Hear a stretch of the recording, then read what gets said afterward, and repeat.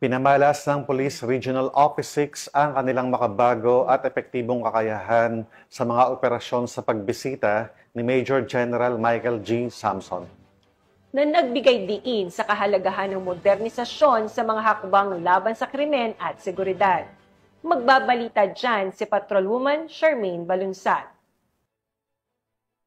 Pinamalas ng Police Regional Office 6 ang kanilang makabagong kakayahan sa operasyon sa pagbisita ni Major General Michael Samson, Commander ng 3rd Infantry Division ng Philippine Army, sa pamamagitan ng serya ng demonstrasyon na gumagamit ng makabagong teknolohiya na nagpapakita ng patuloy na modernisasyon ng mga operasyon ng pulisya sa Western Visayas na ginanap sa Camp General Martin Chupelo B. Delgado, Port San Pedro, Iloilo City. Nito lamang ika-10 ng Nobyembre taong kasalukuyan. Isa sa tampok ng aktibidad ang paggamit ng drone technology na nagpakita ng liksi at kakayahang umangkop sa iba't ibang sitwasyon sa operasyon. Binibigyang diin nito ang mahalagang papel ng mga drone sa mga special weapons and tactic missions sa pagpapataas ng situational awareness, koordinasyong taktikal at real-time intelligence gathering na mahalaga sa tagumpay ng operasyon at kaligtasan ng mga tauhan.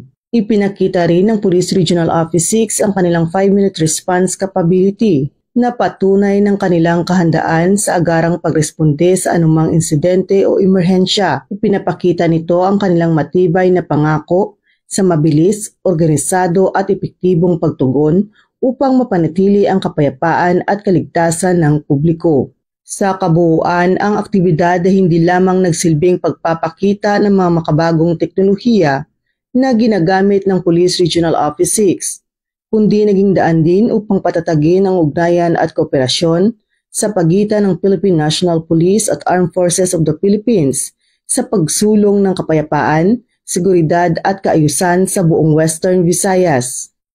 Mula dito sa Western Visayas, ako ang inyong Police News Network correspondent, Patrolwoman Charmaine Balunsat, alagad ng batas, tagataguyod ng Balitang Pulis.